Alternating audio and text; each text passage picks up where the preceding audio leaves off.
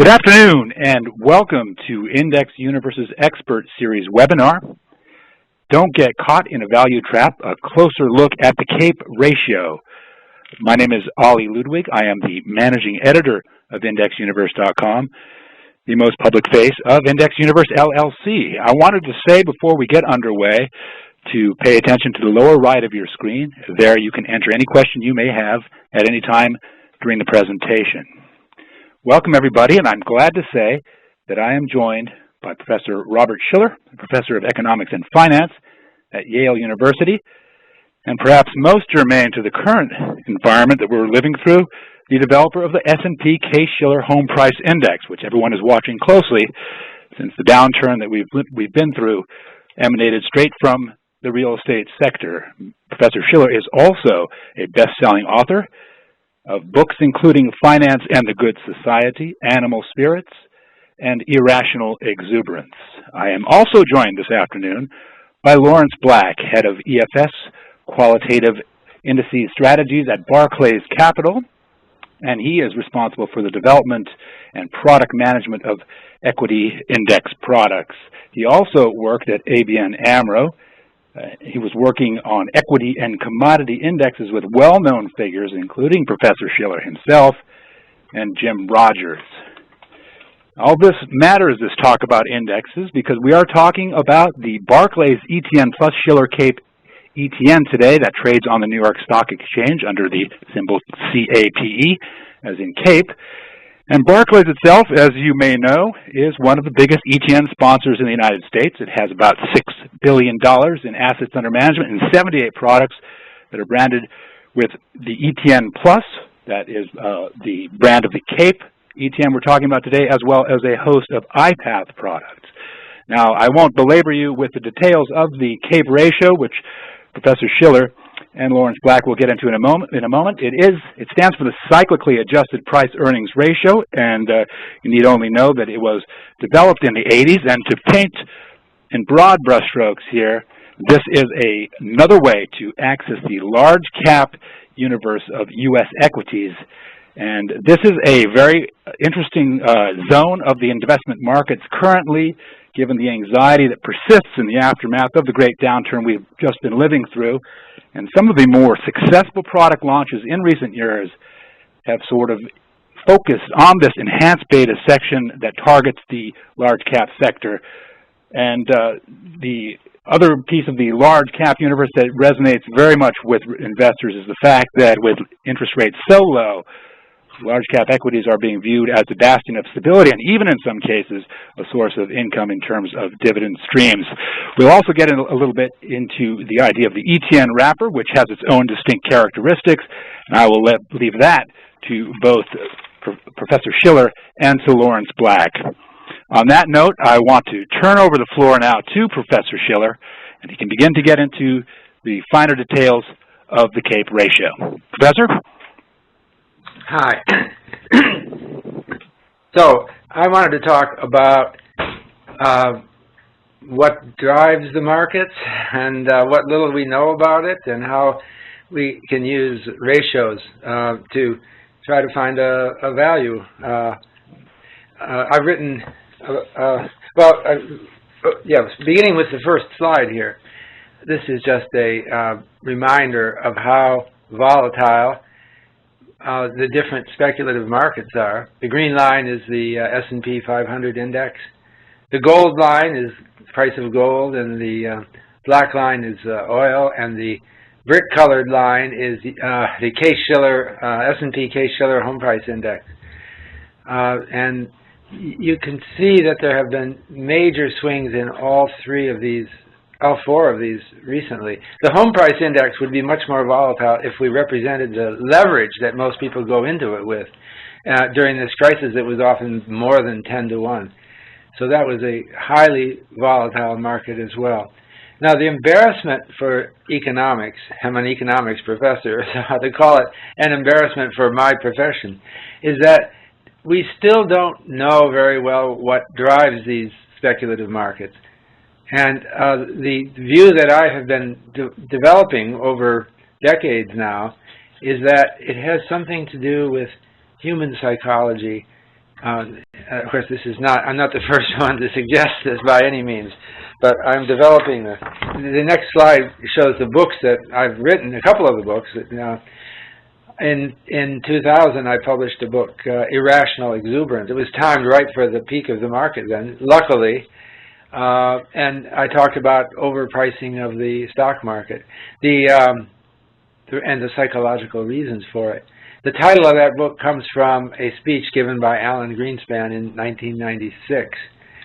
And the other book shown is a book that I've written with George Akerlof, who's a professor at UC Berkeley. And we took that title from another famous quote. Animal spirit refers to the animating spirit that drives people. And that quote comes from John Maynard Keynes. I think the most influential economics book of the 20th century was Keynes' book, The General Theory of Employment, Interest, and Money, written during the Great Depression in 1936. That's influential because it launched the whole worldview that policymakers have even today about the economy as something that needs government intervention through a stimulus package at times. It's still controversial, but it's very much in play. Now, the view that that Keynes emphasized in that book was that most of our decisions in economics have to do not with just today, but with the long and distant future. At least our important decisions, like whether to launch an enterprise. And the problem is that nobody knows the future. People talk as if they know the future, but it's mostly storytelling. The future is just, if you look at history, everything that happened was a surprise. And yet, our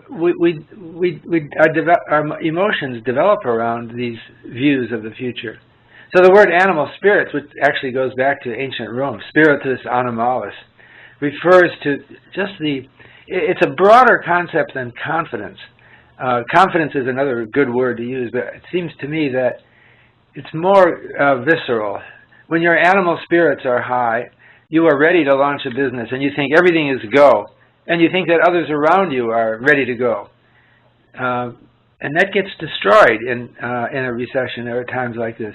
And that drives prices, which makes speculative prices very difficult to model for economists. And they just often don't want to face the reality of the Keynesian view of markets. So, next slide. In the same book in 1936, Keynes described the stock market as a beauty contest. Well, he was referring to a certain kind of beauty contest in which 100 photos were shown of pretty girls, and you had to pick which of the 6 was prettiest. But you won the contest if your 6 choices were closest to the average. So that meant that to win the contest, you don't pick the 6 prettiest, in your opinion. You pick the 6 that you think other people will think are the prettiest. But then if you think a little bit more clearly, you realize that's not what I should do either. I should pick the 6 faces that other people think are the prettiest. And he said that's what he thought goes on in the stock market or other speculative markets. You're trying to guess where other people think the market should be, or what they think other people think it should be in the future. And so there's a certain madness in market. It's not total madness. The efficient markets hypothesis, I've said many times, is a half-truth. But it's certainly not the whole truth. So that is the motivation for the analysis, next slide, that I want to do. So this here is the stock market in the United States from 1871 to the present. The blue line is the real inflation-corrected stock price, and the green line is the real inflation-corrected earnings per share, corresponding to the index. And you can see that the market has gone through major fluctuations that are not related to earnings. or not closely related to earnings. They are somewhat related to earnings. So efficient markets theorists thought that, well, I can see that in the 1920s, can you see that there, the roaring 20s, the market was just zooming, and earnings were going up too. The price was going up exponentially, and earnings were rising somewhat. And similarly, in recent episodes, you can see the swings in price and earnings are somewhat similar. But I think that we should not be confused by this, because I think that there's a feedback loop going both ways, from earnings to price and price to earnings. So when the market goes up, it stimulates the economy and earnings go up, and conversely when it goes down. So the question is, how do we as investors forecast prices? And this is where we're going here with this next slide. I've been trying, using various methods. This has been a thing I've been working on for decades now, from my own perspectives and from a theory of behavioral finance, how to predict the market. And one thing I've done is to collect survey data of both individual and institutional investors in the U.S. and working on other countries as well. And one of the questions I ask people is, do you think the stock market is overvalued, undervalued, or about right? And I've asked that since 1989 of both individual and institutional investors. And you can see that there's some similarity between the two. You can see, what this is the percent who think it's not overvalued. So if people who are confident, they think it's either about right or that it's undervalued. So it's a valuation confidence. And you can see that valuation confidence was declining steadily through, not that steadily, but more or less steadily through the 1990s. And it dropped off at its all-time low right at the major peak of the stock market in 2000. And then as the market came down after 2000, valuation confidence came back up. But what I think we're seeing from this figure is that the year 2000, the millennium, was a speculative bubble, because people thought that the market was overpriced. Now, the efficient market theory would say, no, the average person can't think it's overpriced, because then they'd sell. But no, they won't sell if it's a bubble, if they think it's still going up. And so this is the best evidence, among the important evidence, that there was a bubble in the aggregate stock market then. Since then, we've seen other major swings in valuation confidence, but not as dramatic as the one we saw in 2000. It's slipping a little bit. If you look at the latest data, both for individual and institutional, it's low relative to the last decade, but nothing dramatic here. Next slide. So how do we decide we want to stay away from bubble-type phenomena. The indicator that I just showed doesn't seem, I haven't worked out yet how to make that into a real investment strategy. I'm working on it. I only have 20 years of that data because I've been collecting the data, and it's not long enough yet. But with some kinds of indicators, we have much more data. And I just showed you stock prices and earnings back to 1871. So that having that data encourages me and others to think, what kinds of value measures would help us to stay away from bubbles, and that would have given an investment strategy that works over many years. So my former student John Campbell and I, in the 1980s, defined a ratio that's called the CAPE ratio, after we devised it, we discovered that Benjamin Graham and David Dodd, in their 1934 textbook, classic textbook, Security Analysis, had a similar argument.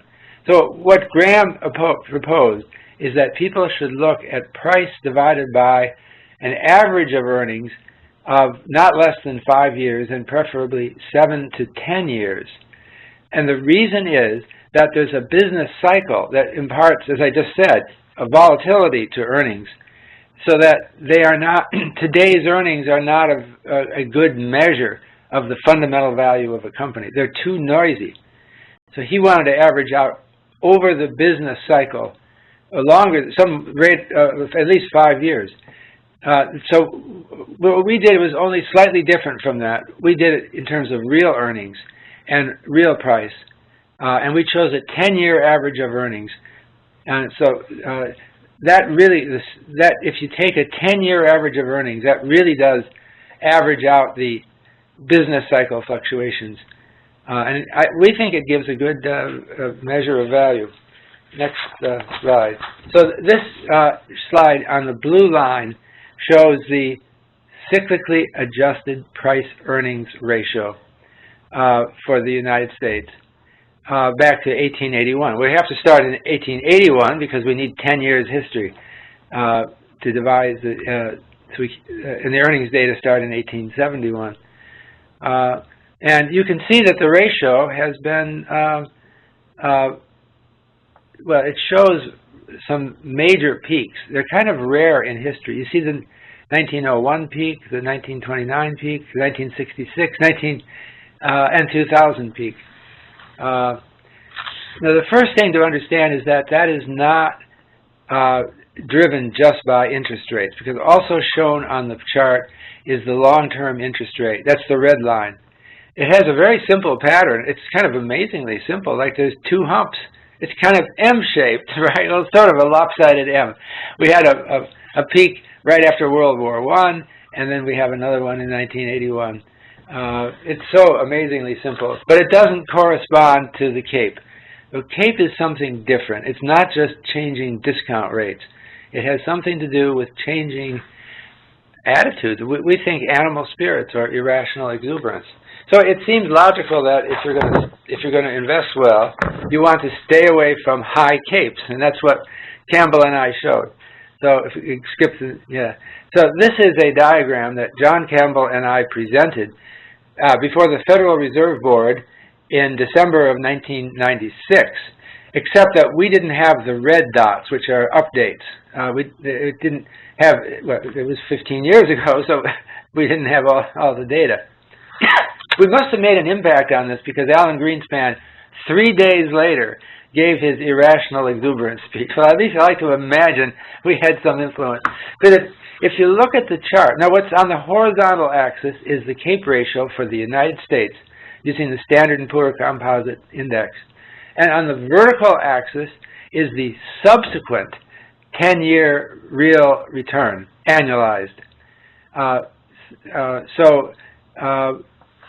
What it shows is that when CAPE is high, subsequent returns are low. The extreme right, now that wasn't even in the chart when we gave the presentation in 96, but you can see the 2000 bubble. The CAPE ratio got up almost to 50. That's why I wanted to rush my book out to print. I thought, looking at this chart, it's a slam dunk. The market is going to collapse. I didn't want to quite say that, but I did say that in the book, almost. I told my publisher, could you please rush this book into print? Academic publishers usually take a year to get a book into print. And I said, I don't want my book to come out after the crash. So they rushed it into print, and it came out in 2000, March 2000. It was perfectly timed. But you can see that when the CAPE ratio is high, it tends to be followed by negative returns.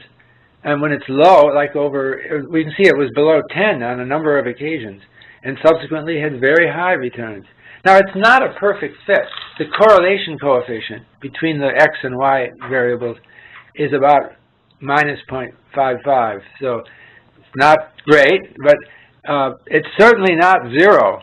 And, you know, it actually is pretty great, because if you look at when the CAPE ratio was below 10, the returns was something like, 15% a year. And when it was above 40, the returns are negative. So it's not bad. Your expectations have to be set lower when you read random walk, efficient markets theory, but this is not a random walk. Now, we've done some analysis of endogenous variable problems and other things that we confirmed this was a statistically valid relationship. Now, more recently, I've gotten into working with Barclays people. We've gotten interested in in sector CAPEs, not just the aggregate CAPE. Now, it's hard to compute a CAPE for an individual stock because individual stocks often haven't lived that long. There's a constant production of new shares. But for a sector, we can certainly produce CAPE ratios going back a long time. So now my student at Yale is a doctoral candidate, Oliver Bunn, who will soon be working at Barclays. He and I have written a paper on sectoral CAPEs using the same S&P Coles data going back to 1871. And so we're able to actually compute ratios for sectors, price-earnings ratios for sectors. And once again, these sector price-earnings ratios, we believe, are much more meaningful than the conventional price-earnings ratio, which might be extremely volatile in places for these sectors because sometimes they had very low earnings for a short period of time, and the ratio would take off towards infinity. But these look sensible to me as measures of overvaluing. So in the upper left-hand corner, the blue line is the ordinary CAPE that we just saw. Then in the upper right-hand corner, we have industrials, that's red. In the lower left-hand corner, we have utilities, that's green. And in the lower right-hand corner, we have railroads, which are orange. So in each case, we think we have a measure that could have been seen at any of those dates about the valuation of these sectors. Now, it looks, first of all, the important thing to note is they look different, very different. And that means then that you can take a strategy of moving between sectors in order, it's a value strategy, but it's very different from the conventional value strategy. It's another kind of value strategy. And it's one that we can test with over 100 years data. And you might be kind of surprised by these indexes. Well, maybe, maybe not. Railroads, for example, you can see we've had very low CAPEs throughout the middle of the 20th century, from 1920 to 1980 or so. Why is that? Well, you can say that's rational because people knew that the railroad industry was being replaced by automobiles and airplanes, and it was a 19th century success, so why would you expect it to be a good investment now? But of course, in equilibrium, it may still be a good, declining industries can be great investments. It all depends on the price, so it had a very low price. Now look at the utilities. In the 1920s, the utility CAPE got the highest value ever. It's over 60. And you might think, well, wait a minute, how can utilities, aren't they the tame, boring sector? Well, the thing is that this is animal spirits. It varies through time. In the 1920s, utilities were not boring. What was actually happening at that time was that the country was being electrified, and we were kind of halfway through it by about 1929. At least in rural areas, it hadn't really completed. It was happening. What that meant when the country was getting electrified, it meant that you were getting a refrigerator, a radio, a telephone, a vacuum cleaner, all sorts of things. Air conditioning wasn't to come for a while, but lots of modern things that utterly changed people's lives. And they were connected to utilities. So they got very excited about it, and there was a bubble in utilities. So we can't, we have to treat different historical episodes as different. Next slide. So this shows a plot of the blue line is the difference between the relative CAPE of industrials and utilities, and the red line is the difference in their subsequent 10-year return. The point here is that they are somewhat negatively correlated, and that means we can exploit that. So look, for example, at the last 20 years, since 1990. You can see that industrials CAPE went way above utilities, so that there's a spike in the blue line. That corresponds very well to a negative spike in the red line. So you're not entirely, this isn't entirely news. It was the dot-com bubble and other things that drove utilities up, drove industrials up. But the point is that we can be systematic. We don't have to decide what's the story. We just look at the ratio. And so that's where we are. So now the next slide shows for sectors how well the CAPE ratio explains. So the upper left, the left slide is healthcare. This is the healthcare sector, and you can see that the CAPE ratio, now we're using only a 2-year return, and we're using more recent data. The Barclays people here, working with me, produced a earnings and price series for the sectors that goes back to the early 70s. This is not public. This hasn't been, we had to create this. And so what we have now are CAPE ratios for the sectors, but we've shortened the subsequent return to just 2 years. The shorter horizon makes it less forecastable. The correlation coefficient will go down. We had to shorten it because we have a shorter sample here. But you can still see there's a negative relation, and it's quite noticeable. So, and then the financials is the diagram. And if you go to the next slide, I'll show you a couple more. Telecommunications services. There's a negative relationship again between the CAPE ratio and the subsequent 2-year return, and consumer discretionary. Oh, I should also point out, maybe we can go back a slide. If you look at healthcare today, on the chart, I show the current CAPE at 26.85. So you can see that the current CAPE in the healthcare sector is below average. So that makes the healthcare sector look below average for the healthcare sector. It's kind of on the left side. And it makes it look like a relatively good return, like 10% a year. Now the overall CAPE for the whole stock market is only suggesting a return of something like 3 to 4% a year, but you don't have to go in the whole stock market. You can go in the sectors. You get substantial diversification because it's many companies in the sector, but you're getting a better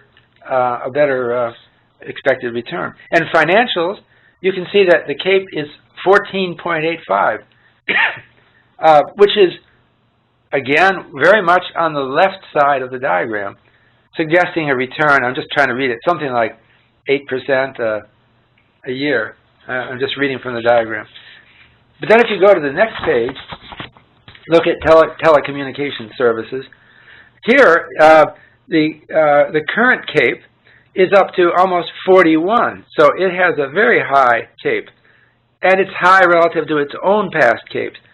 So if you read off this diagram, I don't know if I believe this, but that's what it says, expect minus 15% a year for the next 10 years. Actually, I don't believe it's going to be that bad, but maybe it will, you know, that's what the ratio suggests.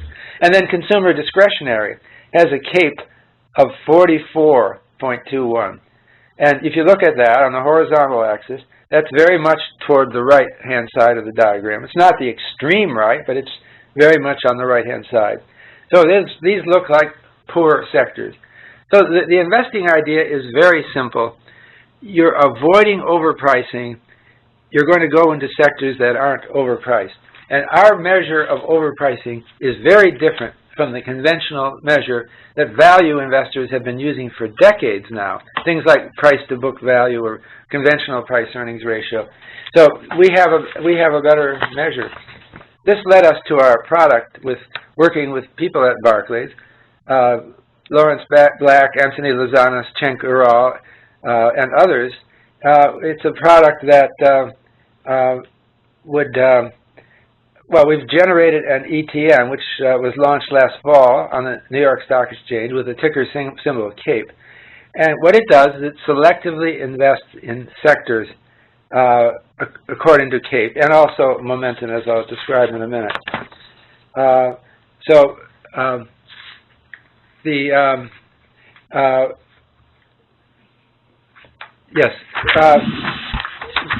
the basic idea is we calculate CAPE for each sector, and then we also calculate a momentum for each sector. And then we have a two-step procedure, which I'll describe in a minute. Or you will, Lawrence will describe. And So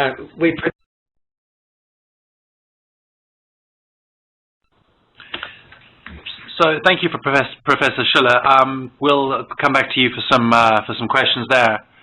Good afternoon, ladies and gentlemen. My name is Lawrence Black, and I work at Barclays. And what I'm going to do now is briefly run through the background of our partnership with Professor Shiller, and I'll also work through the index mechanics as well. Just to say, it's a value-orientated index that systematically selects undervalued sectors. As we'll see later in the performance stat, it has outperformed the S&P 500 by about 4%, with a lower volatility and lower drawdown. I guess, firstly, let me say that Barclays is delighted to collaborate with Professor Shiller to create this index, which is a result of 18 months of collaboration. Our philosophy at Barclays is to develop products based on rigorous research. And in this instance, we were drawn to collaborate with Professor Shiller to use his well-known CAPE ratio, because it's a tried and tested methodology that's been around for 25 years, rather than an optimized methodology. As Professor Shiller has explained in his speech, we know that the CAPE ratio provides an excellent predictive power over the long term. And at the beginning of the collaboration, we really wanted to examine US sectors, and we needed to understand if the same relationship for sectors existed as for S&P. So what we at Barclays did was recreate 40 years worth of sector data. So that was a tremendous undertaking to really test whether the CAPE was predictive on the sectors. And as we've seen from the graphs that Professor Shiller went over, it is. And then by building on these initial findings and the predictive power of CAPE over the long term, we developed the index. Now, as Professor Shiller said in his introduction to the index, we've also incorporated momentum to avoid the value trap. Now, a value indicator such as the CAPE, and when you combine it with momentum, are very effective. Now, what I'll do next is briefly talk about the performance, and then we'll come on to some of the index mechanics. So here we show the performance of the Shiller Barclays CAPE US Core Sector Index. It offers, it's got a value bias, and it's outperformed the S&P by 4% in our simulations. I think the other key thing is that it's got a lower drawdown. Notice the lower drawdown for the CAPE Shiller Index, which is about 42%, versus the S&P, which fell 51% in the credit crisis of 2007. Now, the index and the ETN can be used as an equity replacement, replacing either US beta or other value-orientated products, and is designed for long-term investors. At Barclays, we've actually seen tremendous interest in this index, and we've seen our pension endowment clients add this index to their portfolios, and they've replaced it with value products or indeed as a benchmark allocation. We've seen private banks purchase this for value strategies, and also replace it with sector rotation strategies. The ETN is very efficient as it encompasses all the sector rotation in the index, and that makes it very tax efficient. Additionally, other clients have purchased this index in sort of some of their satellite portfolios, and where they have contrarian alpha or looking for deep value plays. So now I'm going to move on to the index mechanics. This is how we systematically select undervalued sectors. The index selects undervalued sectors in two steps. Firstly, we use a relative CAPE to select undervalued sectors, and secondly, we use momentum to further remove a sector. Let me highlight each step in more detail. Each month, the index selects 5 sectors with the lowest values from the 9 tradable S&P sectors using the relative CAPE indicator. The relative CAPE is a standardized CAPE, and we use this to select sectors that are most undervalued. Secondly, moving on to the second step, only 4 of these 5 sectors, however, end up in the final portfolio, as the sector with the worst 12-month momentum among the 5 selected selectors is eliminated.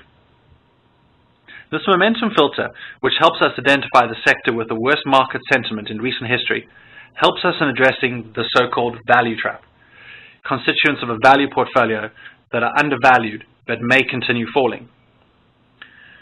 So what we end up with is 4 undervalued sectors with relative positive momentum. I'll just briefly talk about the relative CAPE and momentum further.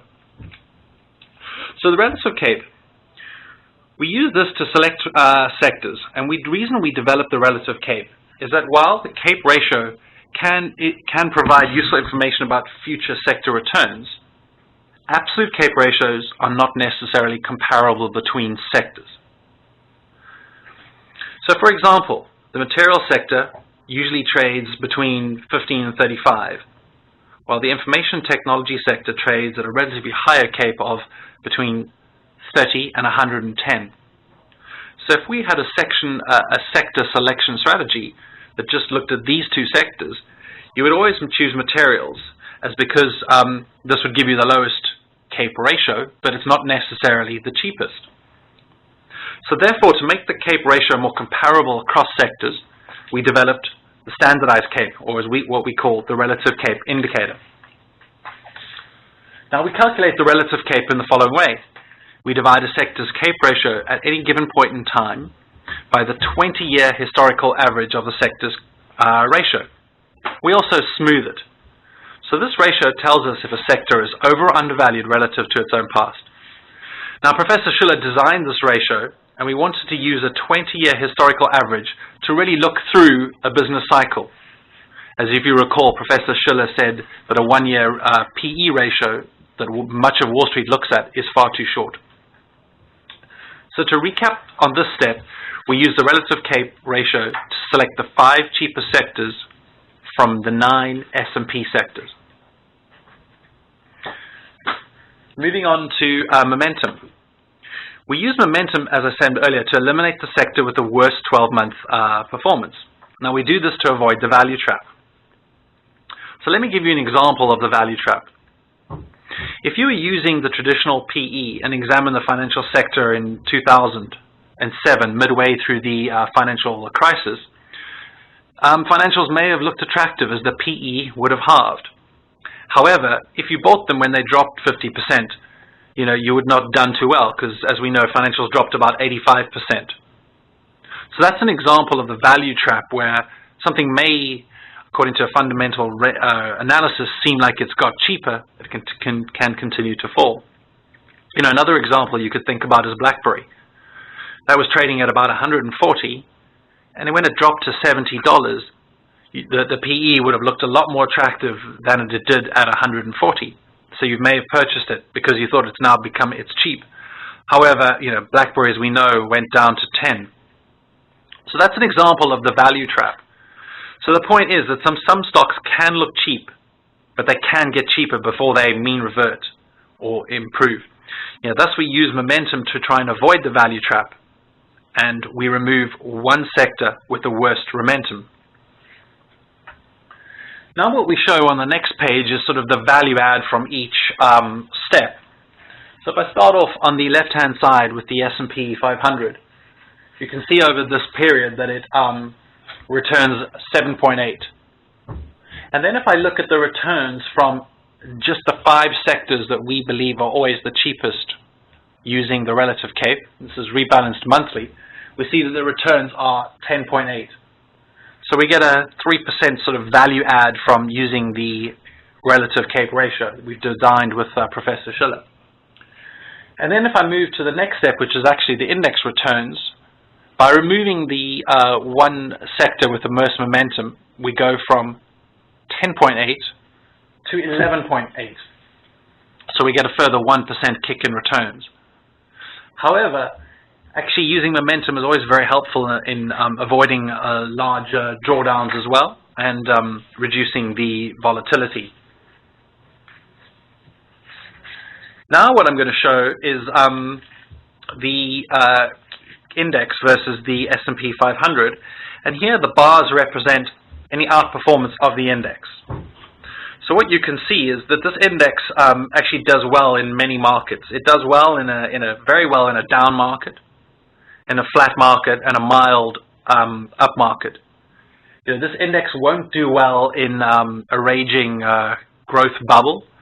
For example, in the tech bubble, this index would probably lag. However, what I think it does show is that it's a great all-weather index.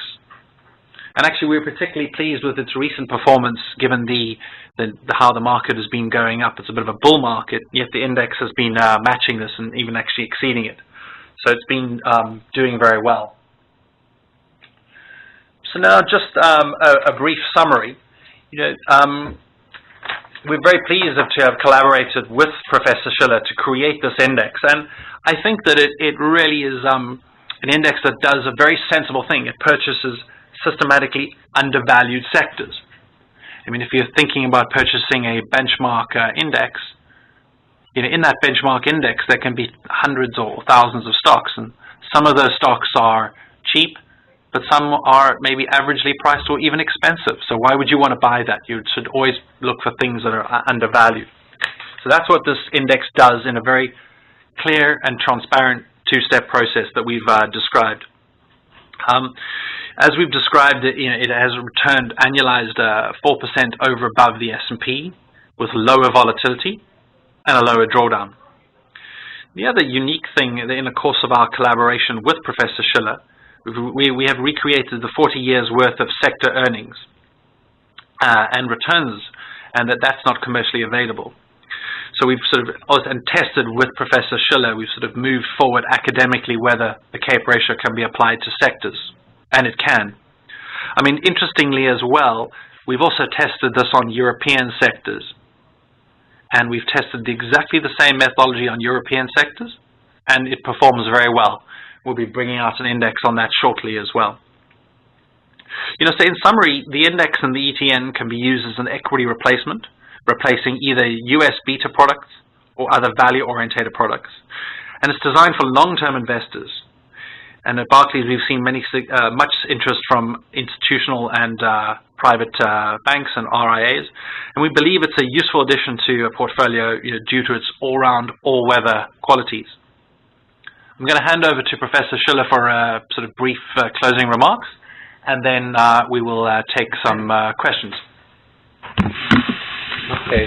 Well, I first have to remind people that we're probably all a little bit skeptical about any plan that assumes efficient markets is flawed.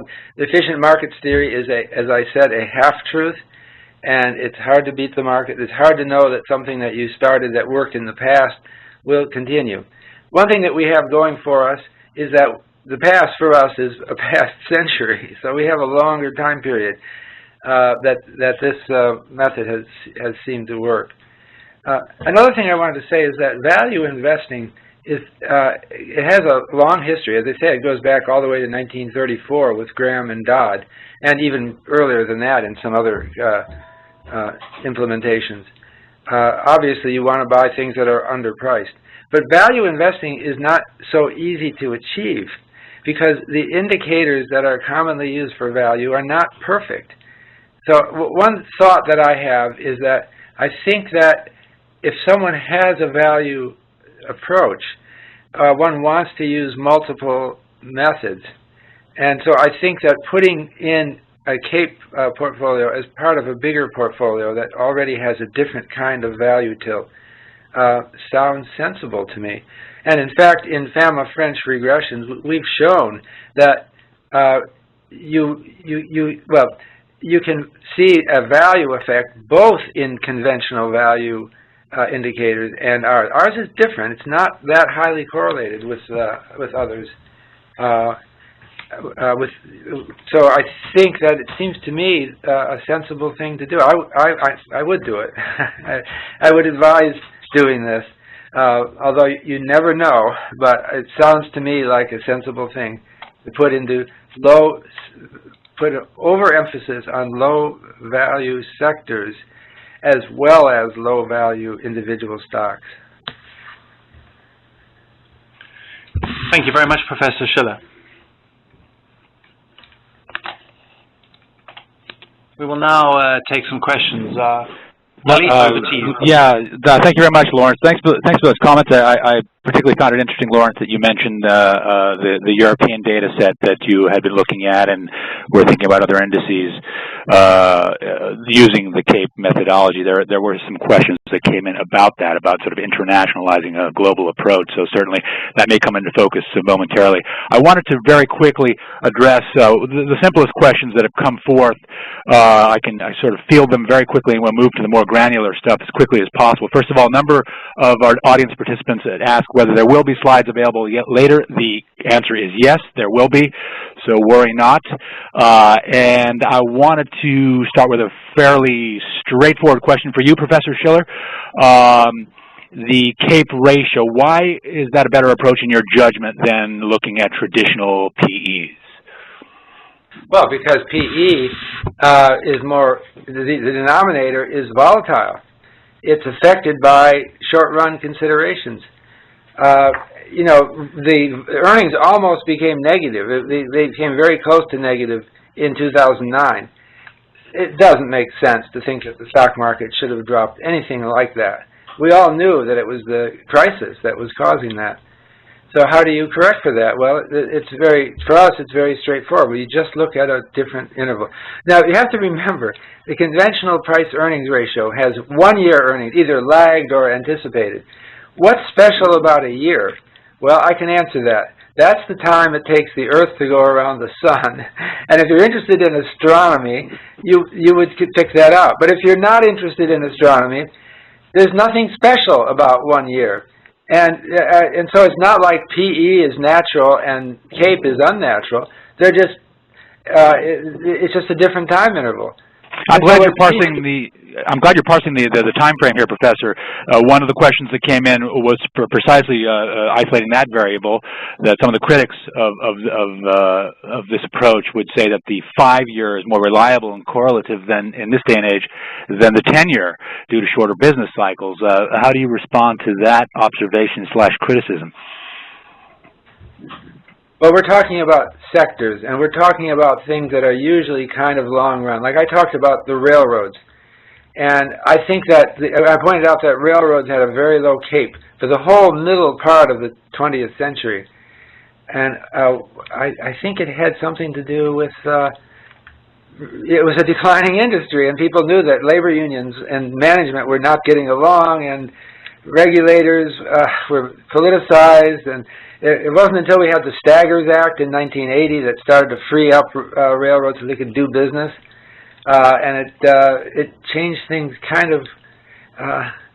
5 years seems, it's the pace of change. Maybe it's intuitive. 5 years seems short. I think it's still short.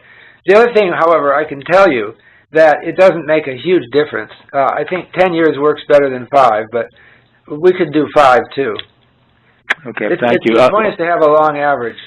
Right. And we tried various things. We tried exponentially decaying averages, and those 10 years seem to work fine with these data. Okay, perfect. Lawrence, question for you. I realize that Barclays Capital is a sponsor of ETNs primarily, but why the ETN wrapper and not an ETF? Thank you, Ollie. I think there are a number of advantages to having it in ETN. You know, firstly, the turnover of the sector rotation is actually fairly high. We always have 4 sectors in the index, and at various points in time, 2 may have been in there for a little while, and we see 2 rotating fairly frequently. So what we find in by wrapping it in the ETN structure, it's much more efficient than an ETF, because if you were purchasing an ETF, every time you made a sale when you decided to rotate through a sector, you would trigger a number of tax events, whereas wrapping it up in the ETN is very tax efficient. That's all taken care of. And we also offer a low cost, and Barclays is a leader in the ETN space as well, Ollie. Very well. Now, there are some questions here about the security itself, CAPE.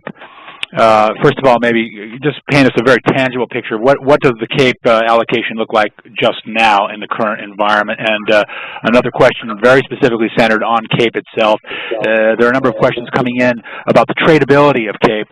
It's a security that now has just in excess of $8 million. And while a very nimble trading desk at Barclays could minimize those difficulties, I wonder if you might be able to address how difficulty in trading it might be mitigated from Barclays Capital perspective. Thank you, Ollie. So firstly, at the moment, the sectors that we see that are relatively undervalued are healthcare, financials, energy, and industrials. And actually, we have removed technology this month due to momentum, so we did that at the beginning of the month. So those are the sectors that we see as being undervalued. The ETN is a very effective vehicle for this, and you know, as we said, we charge 45 basis points, and since we launched it in October, we've actually been very pleased with it. We've seen that it's attracted a good amount of AUM. However, more importantly, we've seen the trading volume increase very nicely, and we expect it to carry on increasing. Now, the other thing is that Barclays can also provide a number of services to clients. We can create orders at NAV if you send that to our desk. So we can certainly you know, help clients. We always provide liquidity on this index. As Barclays, this is very important to us. And in actual fact, ETNs are part of the Barclays debt, and we would never want to default on that ever. So this is prime importance always to make markets on these instruments. We've been a leader in this market space for the last couple of years. And it's a marketplace that is growing rapidly with many ETN providers out there.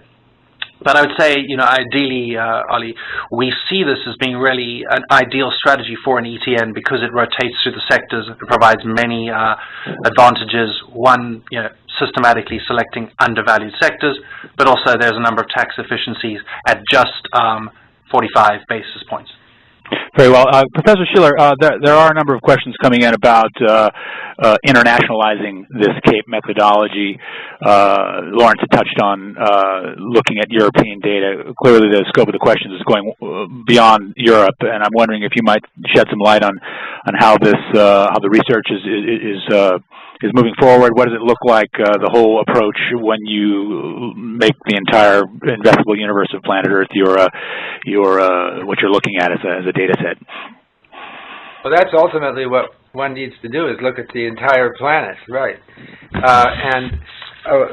One thing we're working on is going across countries, not just sectors, but whole countries in their CAPEs. And that does seem to have some promise also. Yeah, I think that's coming. Yeah. So, I mean, I can just add a bit of further color. So, since we launched this product, we've been working on the European sector product with Professor Shiller, and that should be coming out very soon. We're just finalizing licenses and so on and so forth. So, we're very pleased that it follows exactly the same methodology, and that's for the European sectors. Now, at the moment, actually, with Professor Shiller, we're looking at the whole globe, as if it were, and we've broken our analysis down into developed markets and emerging markets, and we've gone, and at the moment, getting back a number of data going back as far back as we possibly can. For developed markets, we've gone back to the 70s, and for emerging markets, we've been able to go back to the 90s, and we're just formulating our results, working through this with Professor Shiller, and we hope to be able to update the market with some of our results then. And you know, as usual with Barclays, we like to focus on providing rigorous research, and this index, like the US one, there's Professor Shiller's authored a 60-page piece of research, and we will do the same for the international version as well. All right. Now this a lot of questions coming in about dividend distributions. Now, I realize ETNs generally don't pay them, but the question's coming in. So, can you address that? This is obviously exposure to large cap U.S. stocks, which are associated with decent dividend streams. How does the ETN handle that? We actually pay out all the dividends into the index. So if we get any dividends, we reinvest them into the sectors, and it's all wrapped up within the index. So you do get all the dividends are within the index and thus within the ETN. Very well. Now, another sort of question about either or. Corporate finance teaches us that cash is what matters most. So why not? Why use PEs or a variation of the PE instead of constant dollar cash flow on constant dollar investments to determine under or valuation of an investment plan? I suppose that's a Professor Shiller question, right? Yeah. Now, what Campbell and I experimented with was a dividend or a smooth dividend. We didn't do cash flow because I don't think we can get that data back as far. Now, it's also, to me, looking at earnings makes sense because even if you go back to 1871, at the beginning of our sample, we had accountants whose job was to measure the productive power of a company. And that's what earnings was. And I think that that's what they've always been. Earnings are a bottom line measure of how well a company is doing, and cash flow is not. So this is with some respect for accountants. I have a whole chapter on accountants in my new book, Finance and the Good Society. And I respect other people's expertise. And it seems to me looking at a series that was designed to evaluate how well a company is going is the right thing to do. This isn't numerology. We're doing something sensible. And in some sense, we don't even care what the tests come out with. When I say we're testing Europe, we're testing European sectors, etc. Even if it doesn't come out well, I still believe in it because we have a concept here, and we've proven it in other contexts. It might not work for some time period. That's what happens with investing, but you have a principle. And I think earnings makes more sense than any other value indicator if you smooth it appropriately. Now, it might not work for individual stocks because you don't have the history, but for sectors or for countries, it seems to me the most sensible thing to do.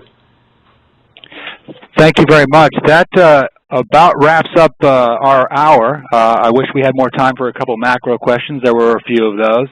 I wanted to thank you, Professor Shiller, for sharing your time and insights with us, and thank you as well, Lawrence, for your participation, and thank you for all the audience members. Much appreciated. We'll have to save the remaining questions for next time, and until next time, I'm Ollie Ludwig, Managing Editor of IndexUniverse.com, wishing you a good afternoon.